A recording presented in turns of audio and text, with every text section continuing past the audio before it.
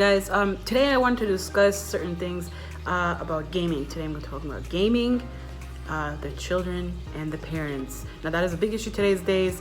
Whenever the parent comes and says get off the game, and the kid says one more time, he never gets to do his homework, and you're getting a little frustrated and you're getting upset, and then you have to ground him, and then everybody's just sour and the rest of the day is just awful. Now firstly and foremostly, I want to mention to the parents who are not gamers and don't have time to game and do not know the gaming industry.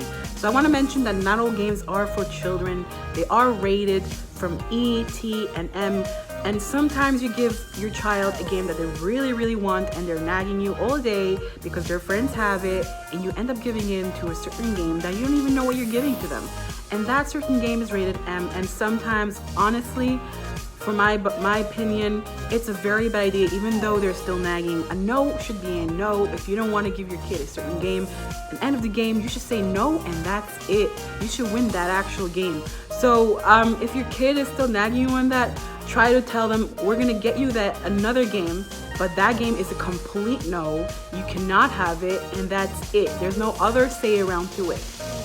So for the parents who do know the gaming industry and love gaming, and I support the fact that you play games with your son or daughter right next to you, having so much fun, but I want to just remind everybody that they are just children, and whatever we put them into, they'll just become something amazing. So don't forget that there's other hobbies out there, other options that they could explore, whether it's painting, drawing, playing music. Going into the music industry is also amazing, and even hobbies like going fishing or sports, any kind of sports will be great for them. So do not forget. And also do not forget, I know all the time I stay inside playing games, but honestly, the best suggestion when you have a son or daughter is to remember to take them outdoors and have them explore the outdoors, whether it's playing sports, have a catch with your son with some baseball or some soccer, or go out with your daughter somewhere, who knows.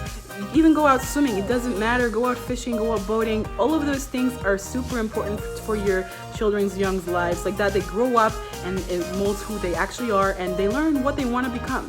One of the most important things today's days is to understand each other, such as parent to child and child to parent. It is easier for a parent to understand a child versus a child understanding a parent. So I'm going to try to say the reasons why whenever you get into a room, you remind them they have to do either the chores or homework, they're not even responding, or they're just saying 10 more minutes or 5 more minutes or 1 more minute, and they do not get off after that time. So I want to tell you guys that video games are designed to have people be entertained for long periods of time. So they could be sitting in front of a game for 2 hours and they think they've been there for only maybe 30 minutes. Time flies by so quick, they don't even realize it. So when your son is saying, oh, I haven't even played, and he's been playing for maybe 2 hours, and you're saying, you played for 2 hours, you didn't even do your chores. He mentally is in the game for 20 minutes, but physically his time has gone by. So you have to remember that's the gaming industry designed. So before your son or daughter gets on that game, just remember that you tell them you have a 1 hour time, and they have to remember that after that 1 hour time, they have to go do their chores or do their homework. And then once they're done doing that, they could go back onto the game. That'll be an extra bonus. If they do not do their chores, then they cannot get back onto the game.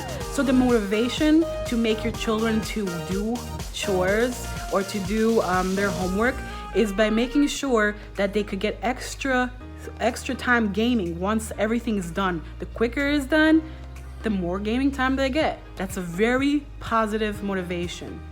Okay guys, don't ever weigh in your children. What I mean to say is, your child is playing games so intensely and he forgets that it's dinner time, and you've either ordered or you made dinner, and you're calling their names a few times, and then you just get fed up and you just want to make sure your child is eating, so you're taking that plate and taking it to the room. And then after that, either then or the next day, you take their plate out of the room because you don't want it to be smelling up their room or whatever. Don't do that, ever. They have to go get their own food. They have to clean up after themselves all the time, because if you do that, they're gonna start expecting you to do that every single day. And then it's not only gonna be for dinner, it's gonna be for water, it's gonna be for tissues, it's gonna be for anything that they want, they're gonna start calling out for you to get them those things. And then you're only gonna do every single day is go back and forth and give them stuff, and they're not even gonna clean after themselves. They're not gonna appreciate the hard work that you put in there.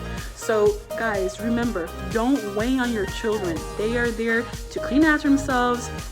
They have to learn to do that all themselves. If they're not coming for dinner, they have to go ahead and get their own dinner later on, warm it up themselves. If they're not gonna warm it, eat it cold. They're gonna learn to come when dinner is served. Lastly but not least, we're gonna talk about rage. Now, rage is really bad because if someone is raged, you get really angry, they don't think, and they start throwing things, and you can end up even hurting someone, and that could be really bad. Now, to get people to stop raging is, firstly, you have to know who your child is and if they're actually the kind of person to rage. You have to make a chart for them. You have to always recognize their good decisions, because if they're about to rage and they calm down, you have to always praise for that good decision they're doing, so they get motivated for continuing doing that good decisions. Now, if someone does end up raging and they start throwing things, you always have to take away something from them that is precious to them. If they love gaming, take away the privileges for a certain amount of time, so that they actually learn that they have to do something to be able to get the good thing. So that means they have to take away the rage to get a gaming system they actually really want. And it doesn't have to be gaming system. You know your child, so it might be something else they really, really like, and you have to take away the thing that they really, really like, so it motivates them not to rage. So that's the best way, as well as making a chart for their good behavior. Depends on their age as well. And guys, this is the last one of my video, so please press the like button, follow me and subscribe. It's gonna be amazing if you did that, and I'll see you guys next time.